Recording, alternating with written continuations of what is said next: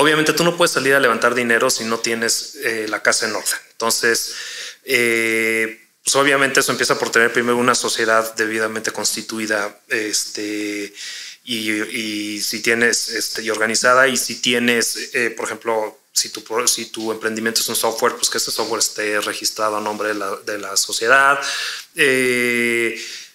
Vaya, que toda la parte legal esté debidamente cubierta, porque lo primero que te va a revisar un inversionista después de lo financiero es lo legal. ¿Cómo lo vendo? Que te lo cuenten los expertos. Emprendedor que no sabe vender, no sabe emprender. ¿Será cierto? Descúbrelo en Cómo lo vendo, un podcast que explora las ideas más brillantes para mejorar tus ventas. Hola a todos, bienvenidos a Cómo lo vendo, un podcast que creamos en WordTech porque estamos convencidos de que emprendedor que no sabe vender, no sabe emprender. Hoy tenemos en esta plática bien interesante un gran invitado. Él es Fernando Eraña, socio del despacho de abogados Pérez Correa González. Cuenta con 20 años de experiencia enfocado su práctica en fusiones y adquisiciones, financiero, capital emprendedor y tecnología, atendiendo a un amplio portafolio de clientes que incluyen fondos de inversión, emprendedores, empresas de tecnología financiera, instituciones financieras no bancarias y empresas públicas y privadas. Bienvenido, Fernando. Gracias, Denis. Buenas tardes a todos. Ahora sí que es una gran invitación que hemos hecho Muchas contigo, gracias. porque precisamente dentro de todo particularmente conmigo, yo te conozco desde hace creo que más de 15 años, ¿no? Yo creo que sí. Exactamente, que fue cuando empezaba todo este tema de cómo emprendo, cómo hago mi empresa, ya después cómo levantamos capital, y precisamente la plática de hoy se va a centrar en esa parte que muchas veces nosotros como emprendedores, pues es oscuro el camino, ¿no? Que decimos, ¿cuándo es el mejor momento de levantar capital? Sí. ¿Cómo levantar el capital? ¿Realmente mi empresa puede levantar capital? ¿O cuándo definitivamente mejor ni siquiera levantar capital, ¿no? Y pues me gustaría empezar con esta pregunta. ¿Cómo inicia tu camino en el tema relacionado con el capital privado e inversiones?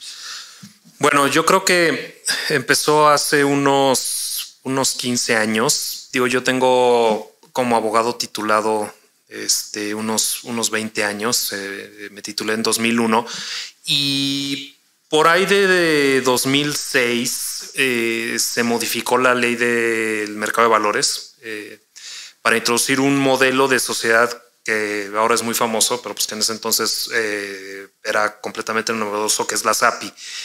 Y se manejó en ese entonces como la forma en que las sociedades van a llegar a la bolsa, pero lo que en realidad era una flexibilización de la ley de sociedades mercantiles, que la nuestra se promulgó en tiempos de Abelardo L. Rodríguez, y que ya estaba muy desactualizada y ya no obedecía a las necesidades del mercado en general y sobre todo venture capital. Entonces se modifica esa ley y de repente se vuelve todas estas estructuras que veíamos antes de DRAG, TAG y demás, de repente tienen como un fundamento legal. Antes de 2006, cuando tú veías en estatutos o veías en inversiones este tipo de estructuras, decías, bueno, o sea, pues lo estás pactando, pero yo no sé si un tribunal me lo vaya como dicen los amigos, a enforzar, a proteger, porque no tiene un fundamento legal e incluso va contra ciertas disposiciones de la ley de sociedades mercantiles. Entonces cambia la ley y de repente empieza a haber como una oleada empieza a haber más fondos, empiezan a surgir, o sea, los emprendedores empiezan a entender que está este modelo, y entonces por azares del destino nos llega un cliente que nos dice, oigan, quiero levantar un fondo. Mi experiencia era pues, en lo que sigo siendo ahora, financiero, estructuras de financiamiento domésticas, cross-border, M&A, pero de repente pues llega un cliente y nos dice, oigan, estoy levantando un fondo, ayúdenme. Ya Pérez Correa, entonces no se llamaba así, ya tenían algo de experiencia y tomamos, me metieron a trabajar en ese file y pues ahí fue cuando descubrí todo esto, este mundo de los fondos y de los startups y me gustó mucho. O sea, ayudamos a este cliente con todo el fondo, todo el proyecto. Me metí por primera vez a ver una estructura de estas. Yo antes no las conocía. Era un LP constituido bajo leyes de Quebec, que siguen siendo vehículos muy populares. Pero fue muy interesante armar toda la estructura y pues me tuve que meter a estudiar, a ver por qué lo hacían así, por qué tenía que ser en Quebec y no podía ser acá. Y pues así fue como empecé. Y justo en Pérez Correa González esta práctica empezó en ese entonces. Y por azares del destino llegaron clientes, nos tuvimos que poner a estudiar y pues han seguido llegando clientes y hemos tenido la suerte de lo que empezó para mí con ese fondo, pues hemos visto ya. Hemos estado en todas las trincheras. Hemos asesorado a emprendedores desde el día 1 que llegan. Oye, tengo esta idea, la quiero lanzar, por favor, ayúdame. A emprendedores que dicen, oye, va a venir este fondo institucional, me va a invertir o me van a comprar o que nosotros representamos a alguien para comprar. Entonces he logrado ya estar en todas las trincheras. Y bueno, pues ha sido un viaje muy interesante porque es desde el punto de vista no solo legal, sino profesionalmente es fascinante. Y digo, yo en lo personal admiro mucho a la gente, a los emprendedores, porque no es fácil. Lo que dices tú, oye, ¿cuándo debo emprender? Pues es difícil tomar esa decisión. Es difícil y el tema de lo que todos buscan, ¿no? El capital, que sí. Dicen, ¿dónde me acerco, no? Exacto. Tú que llevas esta experiencia de todos estos años, ¿cómo has visto que precisamente los emprendedores, esa dificultad, por ejemplo, porque es muy diferente el mercado de aquí de México al de Estados Unidos? Tú, desde tu punto de vista, ¿cómo lo has visto el crecimiento de los fondos de capital emprendedor? ¿Realmente vamos creciendo en un tiempo acelerado? ¿Vamos lento? Mira, no sé si acelerado o lento. No tengo la data para decirte vamos muy rápido, pero sí he notado y cuando se modifica la ley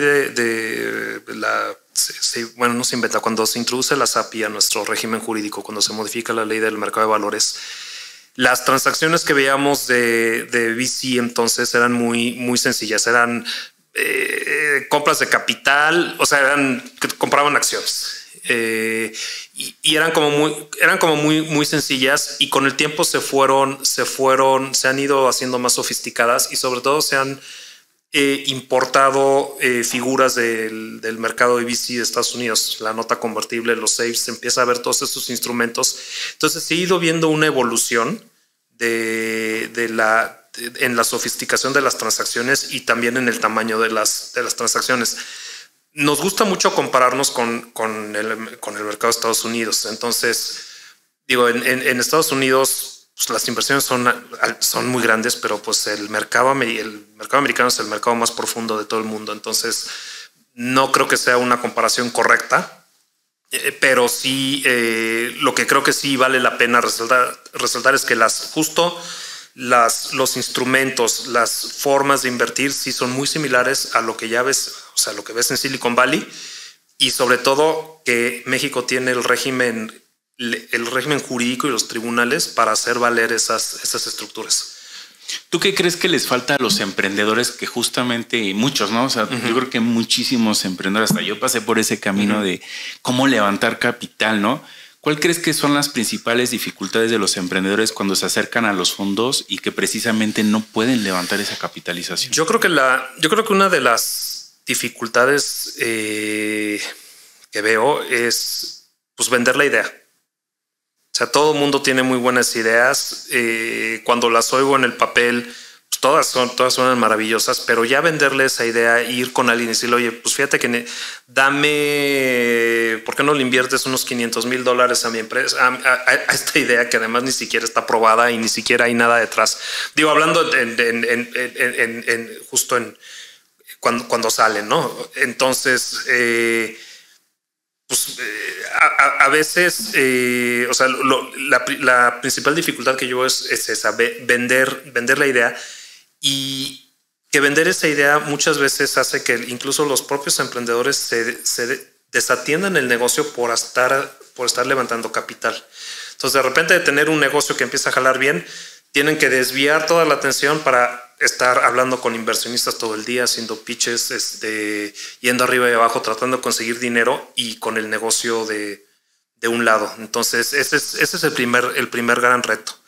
Y de ahí se deriva, pues, que luego les cuesta trabajo dejarse, no sé si dejarse ayudar, pero buscar ayuda profesional, justo para que puedan enfocarse ellos en lo que son buenos y dejen otras cosas para alguien que se dedique a eso. Sí, que el emprendedor se enfoque en el desarrollo y comercialización de su producto y servicio. Y ahora, ¿ustedes ofrecen esa ayuda para levantar capital? Sí, nosotros en el Pérez Correa González asesoramos en todas las etapas. O sea, sí ayudamos. No somos banqueros de inversión, pero sí conocemos el proceso y sí conocemos banqueros de inversión que eventualmente podemos recomendar, y sí les podemos recomendar a los emprendedores: oye, a ver, haz esto, haz aquello, déjame ver tu pitch, le echo un ojo. Y sobre todo los ayudamos a darle estructura legal a su emprendimiento. Obviamente tú no puedes salir a levantar dinero si no tienes la casa en orden. Entonces, pues obviamente eso empieza por tener primero una sociedad debidamente constituida, y si tienes y organizada, y si tienes, por ejemplo, si tu emprendimiento es un software, pues que ese software esté registrado a nombre de la sociedad. Vaya, que toda la parte legal esté debidamente cubierta, porque lo primero que te va a revisar un inversionista después de lo financiero es lo legal. Entonces, los ayudamos en esa parte, los ayudamos en los materiales de promoción de su emprendimiento. Eventualmente los ayudamos a negociar. Cuando les mandan un term sheet, les podemos decir: oye, a ver, esto es de mercado, no es de mercado, está bueno, está mal. O más que está bueno, está mal, es: oye, a lo mejor aquí, pues este tipo de inversión, al final del día te va a quitar mucho control, o no. O sea, los guiamos para que estén informados y tomen eventualmente la mejor decisión para su negocio. ¿Y cuál es ahora sí que el error más común que cometen los emprendedores, ¿no? O sea, cuando dicen: oye, ya les dijeron, me mencionas, dices, es que ya les dijimos tomen la ayuda, ¿no? Que es lo que nos aconsejas, toman ayuda profesional, ustedes enfóquense, porque es muy, muy cierto, ¿no? Muchas veces cuando estamos empezando a levantar capital a ronda, descuidamos la operación. Ese es uno, o sea, ahora sí que todos los emprendedores que hemos levantado capital, creo que pasa eso, ¿no? Cuando precisamente nos acercamos y pedimos esa ayuda, ¿cuál es el error más común que tú has visto en los emprendedores? Pues no sé si sean errores, pero sí, me ha tocado ver fracasar a varios. También me ha tocado ver triunfar a otros. Pero yo creo que el peor error que he visto es que no se asesoren bien y que acepten cosas porque o les surge la lana o porque pues, les hablaron bonito, y que acepten cosas que a lo mejor en ese momento lo sacan de un apuro muy inmediato, pero a la larga termina siendo perjudicial para ellos como emprendedores, porque o los diluyen demasiado o les quitan control, o no sé. Creo que mucho va por ahí, que aceptan luego o no hacen las cosas por no querer invertirle en asesores. Pues de repente hacen las cosas y no cuidan el camino, o no cuidan las formas, y entonces luego hay errores, y cuando ya son más grandes y les vienen a invertir, corregir esos errores termina siendo más caro. Entonces creo que ese es el error principal. Pensar que el emprendedor no solo es un buenazo en vender y en las ideas que trae, sino que puede hacer todo, que puede hacer legal, que puede hacer contabilidad, que puede hacer back office, todo, ¿no? Todo.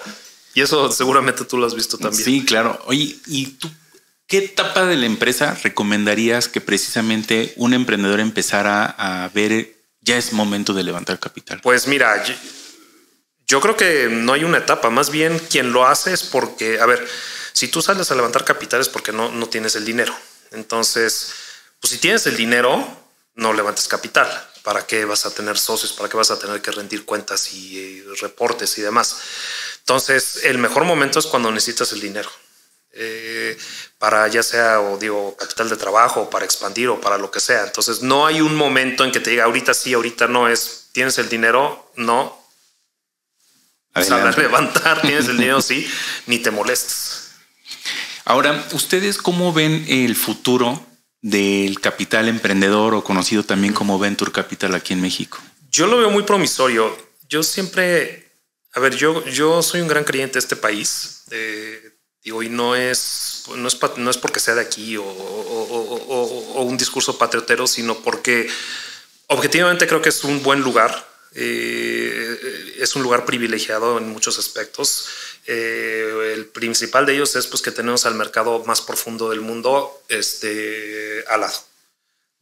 Solo Canadá tiene ese privilegio. Entonces, ese solo hecho ya hace al país de por sí atractivo. Además, digo, tenemos una población de 120 millones de personas, de las cuales un buen número es joven y un número todavía mayor tiene acceso a móvil. Entonces, eso te indica que es una sociedad que consume, que tiene capacidad de consumo y que tiene acceso a la tecnología. Entonces, pues justo, y bueno, y además, pues que las fundamentales económicas del país siguen estando bien. O sea, tenemos un tratado de libre comercio con Norteamérica. O sea, estamos integrados a Norteamérica, tenemos tratado de libre comercio con Europa. O sea, tenemos una red de tratados de libre comercio muy grande. Tenemos fundamentales económicas sólidas, hay una inflación, o sea, la inflación es baja. Entonces creo que en general es un muy buen lugar y eso pues es un lugar atractivo, es un lugar atractivo para invertir y además pues ahorita México está de moda en Estados Unidos y Europa. Entonces yo lo veo muy bien. Vienen buenos tiempos. Pues sí, yo creo que sí. Digo, no es que México sea ajeno a las tendencias mundiales y obviamente pues si hay una recesión en Estados Unidos nos pega y demás, pero yo creo que sí vienen buenos tiempos. Oye, ¿y cuál tú crees que para los emprendedores que precisamente quieren capital, ¿no? ¿Ustedes pueden trabajar para cualquier tipo de sector? Sí. ¿E industria? Sí, en el despacho somos agnósticos. Entonces, sí tenemos expertise muy desarrollado en ciertas industrias, por ejemplo, en espirituosas. Tenemos muy buena práctica ahí, pero en general somos, temas de tecnología también, pero en general somos agnósticos y trabajamos con cualquier tipo de industria sin ningún problema. Perfecto, Fernando. Y ya para ir cerrando, ¿cuál sería el consejo que nos podrías decir a los emprendedores que precisamente estábamos en esta guerra, ¿no? De luchar cómo sacar a nuestras empresas adelante? ¿Cuál sería tu mejor consejo? Te lo pregunto esto como abogado que eres, que todos estos años obviamente te he conocido. Un consejo profesional y personal. A ver, consejo profesional, pues lo que dije hace rato, sépanse asesorar. O sea, contar con asesores y obviamente el comercial, asesores jurídicos, pero contables y financieros no es un lujo, o sea, es una necesidad. Y muchos emprendedores veo que dicen, no, pues es que ahorita no me alcanza, ahorita no le quiero invertir eso. Yo creo que es un error. Sí hay que saberse asesorar. Eso te va a ahorrar muchos dolores de cabeza posteriores y al final del día pues lo barato sale caro. Entonces más vale, o sea, vean la asesoría jurídica como prevención, no tanto como un lujo, sino como prevención de futuras contingencias legales. Y pues personal, lo que te dije también hace rato, yo admiro mucho a la gente que emprende. No es fácil emprender. Se requiere mucho valor y pues por lo mismo no le teman al fracaso. no tiene nada de malo fracasar. O sea, al contrario, los fracasos se aprenden y se vale. Y si fracasan, pues se levantan y vuelven a empezar. Entonces, ese sería mi consejo personal. El camino al éxito es ir de fracaso en fracaso sin desesperarse. Déjame acordarme de la frase, es de Thomas Paine. Ay Dios, ¿cómo es? El tyranny, like hell, is not easily conquered.